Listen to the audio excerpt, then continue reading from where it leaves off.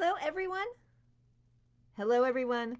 Welcome to day 34 of our epic adventure in 100 Days of Magic.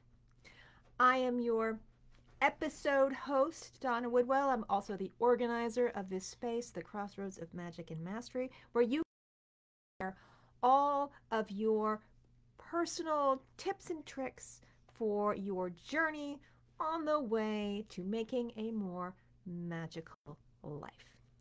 I'm also the headmistress of the School of Magic and Mastery, building an epic collection of training, meditations, experiments that you can try on your own to build a really badass magical practice. Many of my students here running through this group, commenting on things. I love you all, and if you are interested in learning more about a magical practice, how it works in a structured and historically grounded kind of way, I got you covered.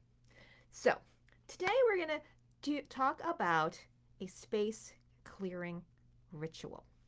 Now we're going to start as we move through into the second trimester of our journey of 100 Days of Magic. We are going to start putting together the tools that we've already learned into unique and powerful ways that you can use for your own life. Hey Boris, hey Mary, hey Jackie, hey Shirley, hey Pat. We got a full house today because everyone wants to learn about space clearing, right? Well, today we're going to go through a space clearing ritual and what its elements are. Tomorrow we're going to talk about a more abstract level.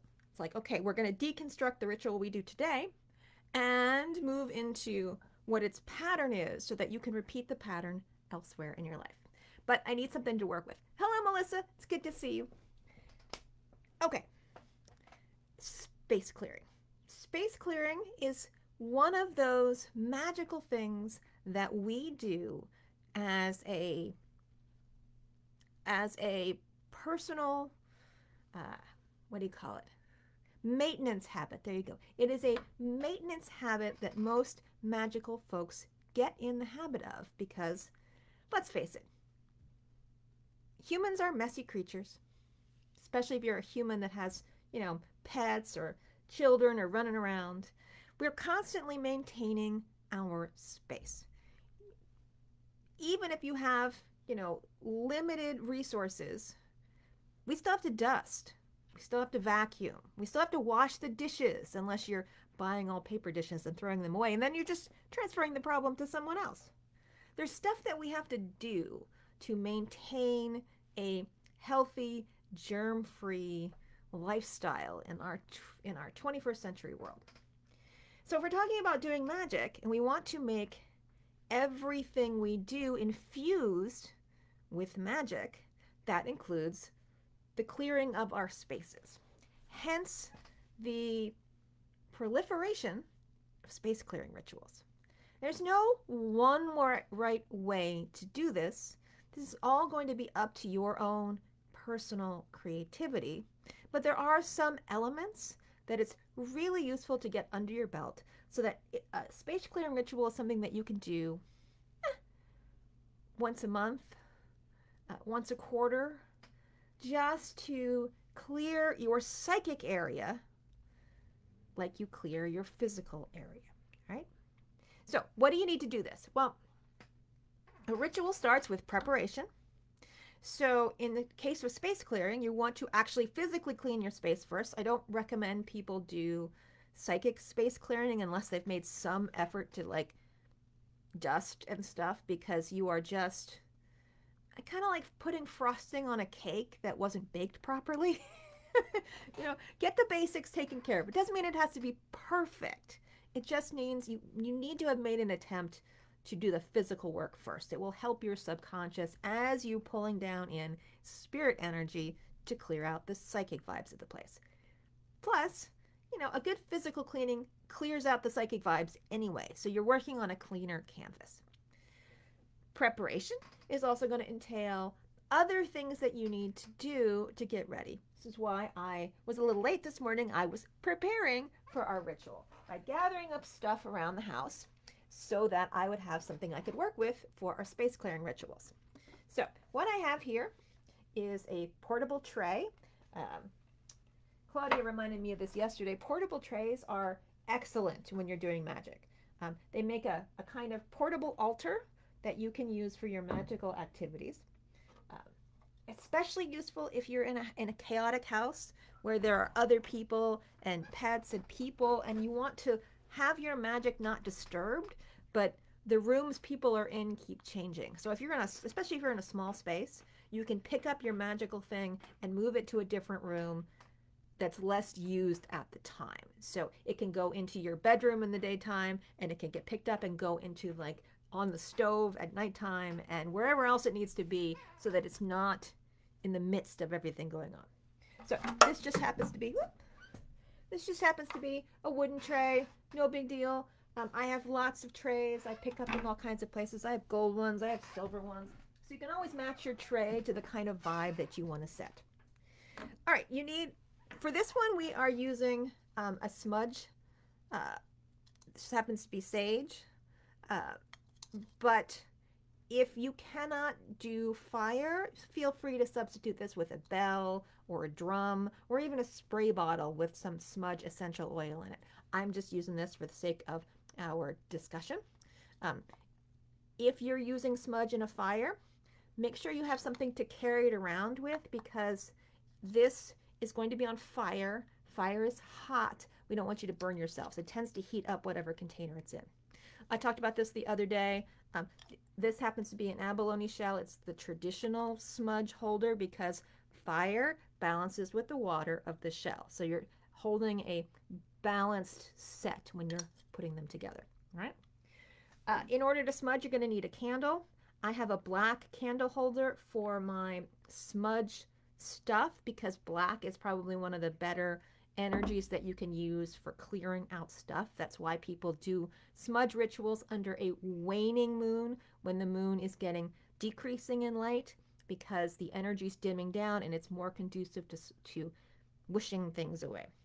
I have a black candle holder because usually I have white candles, mostly because you can buy these little white candles on a place like Amazon by, 150 at a time for like 20 bucks. So if you end up doing magic as a regular routine part of your life, you realize there's certain things you're going to buy in bulk. And it's always good to have them around. And if you have to default to a color that you can use for anything, white's usually one of the best choices. So black candle holder for clearing space, white candles because I have a million of them. And that way I always have the black represented. All right, so black lighter, easy to find. And for my smudge ceremonies, I'll be using a black feather. You can get black feathers at craft stores. It's really simple. I usually just tie a little string on the bottom of them so I have something to hold on to. This one happens to be actually a vulture feather because there are big vultures all around where I walk my dog and they're always dropping feathers. So a vulture is a creature that gets rid of the decay. So it's a perfect match for doing a space clearing ritual. Okay, so now we have our ingredients. We have them all together. So that's our beginning of our preparation. We've gathered everything up. As we begin our ritual, the first thing we're going to be doing is our invocation. And our invocation is just, basically, it's getting in the space to do magic. Magic is a mindset, and it helps if you are super relaxed, able to visualize, and feeling in that creative Zen space. It's not saying that magic won't work when you are, oh my God, it's just not going to work as well, because when you're up in a stressed out, worried about doing it right or wrong, your brain is not plugging into its subconscious in a meaningful way. It's like the doors are slammed and you're here, and where magic has to happen is down here. And you drop the seeds in, and they can't get through the filters that you've put up. So it's easier if you relax. My teacher used to say, magic is like play. So stop thinking with your analytical mind. Start becoming more childlike, because as soon as you do, you're going to relax enough that the place where the magic happens is more attainable. So we calm down.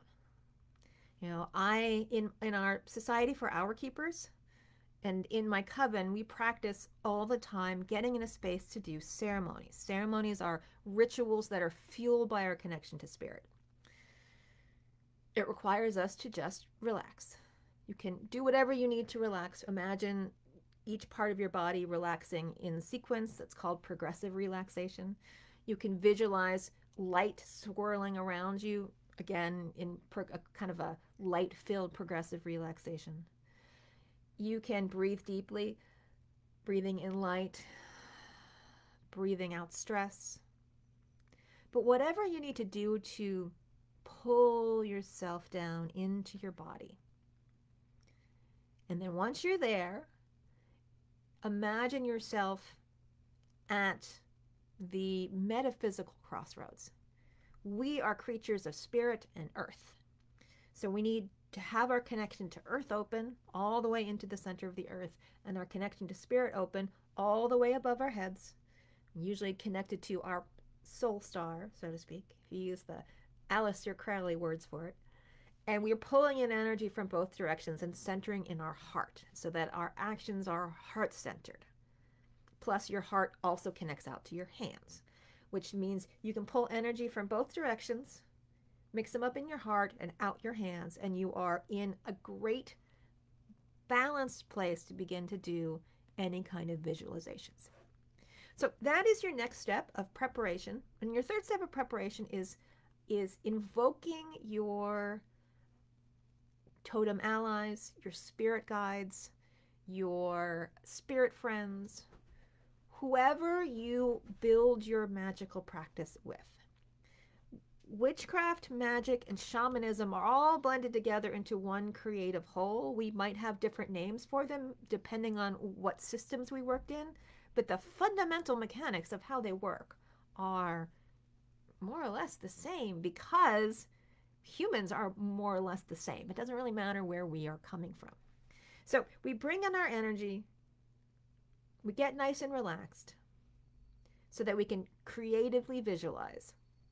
And then we invite our helping spirits, however we define that, to come and work with us. If you're not someone who's comfortable with that idea, I invite all the white light and positive energy I can find. That's good enough for now.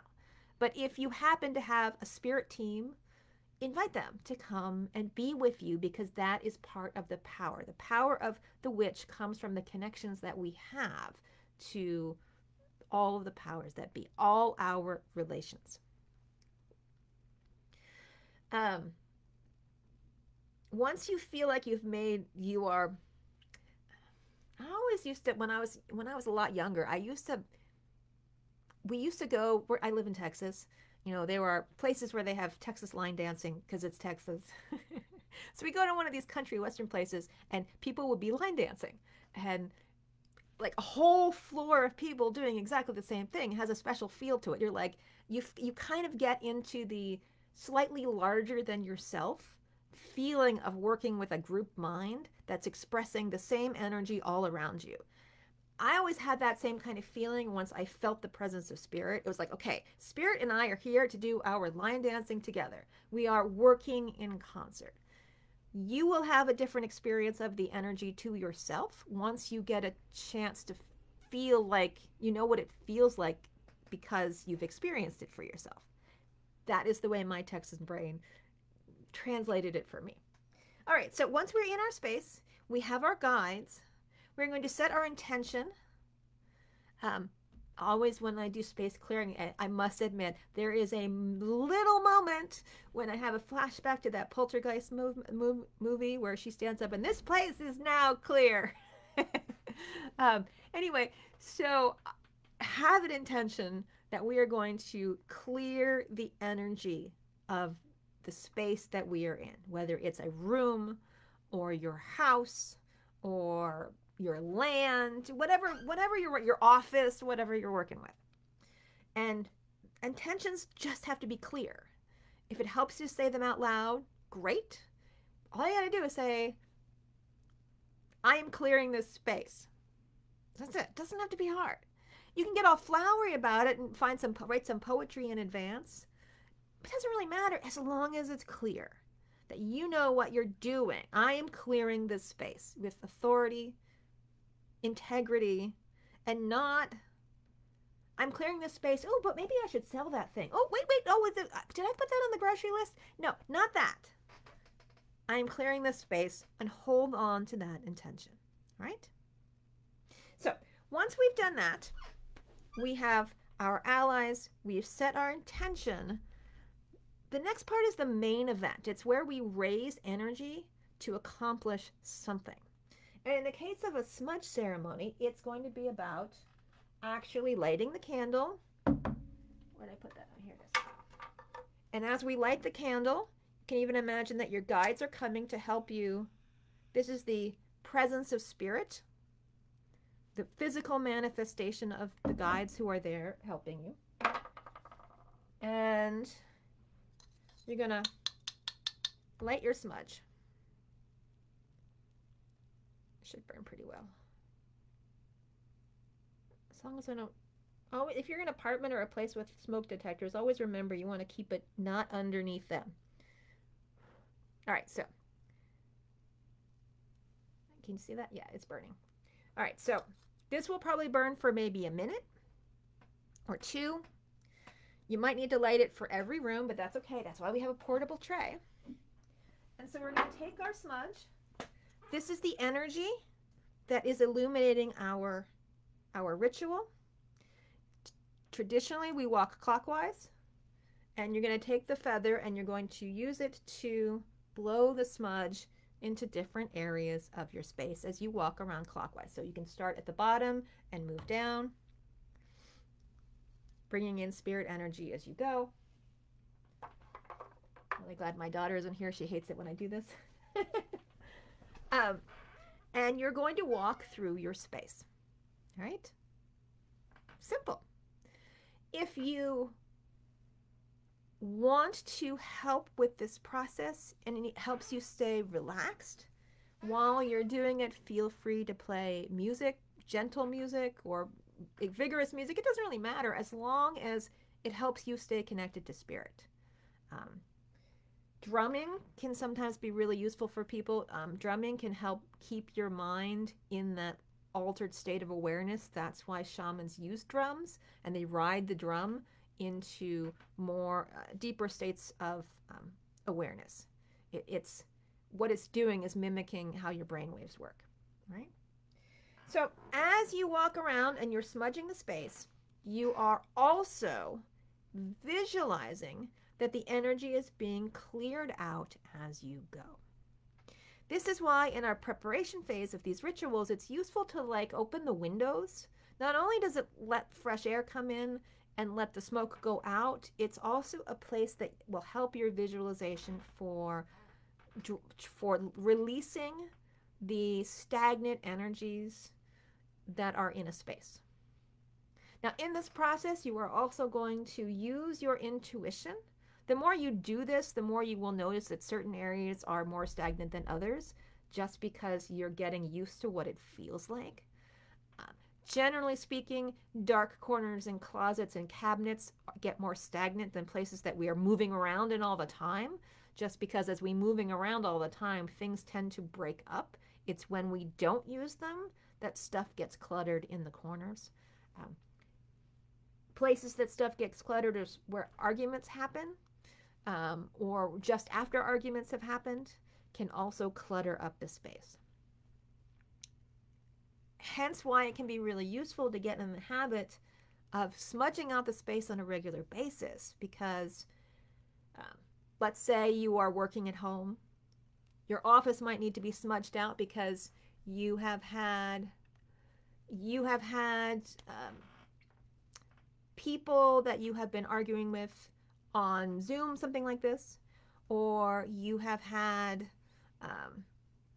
a lot of stress because you're having work stress, or maybe back in the days when I would see clients, I'd keep my office pristinely clean because I had strangers coming in all the time and sometimes being emotional about the conversations that we were having. Bedrooms might want to be clean because you've had bad nights of sleep or you've had fights or something else. You get the idea. So once you go around the house, visualize it all clearing out, having the windows open, they have a place to go, walking around all the spaces, usually clockwise. We don't have to do it clockwise, but that's traditional. Once you've got the whole house done, then it's all about bringing things to a close. So if you've invited spirits to come and help you, you thank all the spirits that came and helped you, because if you're building relationships, it's polite. It's polite to say thank you, Hecate, thank you, Saturn, thank you, spirits of vultures, thank you, spirit of Avalonia, anything else that you work with, thank them. And then, as you close things up, ask the spirits continue to work with you and keep your space clean. It's time to go now, and then return back to your more waking state of mind. Put your smudge stuff away and go about your business. So rituals have a beginning, a middle, and an end. There you go. There is a simple space clearing ritual that you can tailor as you need, but know that it has a beginning, a middle, and an end. Okay? I've been talking a little bit extra today. We've gone to 20 minutes. So I'm going to wrap this up saying we're going to finish this conversation tomorrow as we dive into deconstructing the elements of a ritual. So I'm going to give you the placeholder of beginning, middle, and end. Okay? So I hope this was useful for all of you. If you've got any questions, again, feel free to put them under the video, and I will happily get back to them, or share your own space clearing rituals. We are all in this together. I'm sure people have all kinds of ideas and tips and tricks that work for themselves that might work for others too. Okay? It's my pleasure to talk to you all. I look forward to our continuing conversation. And until the next time, let's fill the world with magic. Take care, everyone.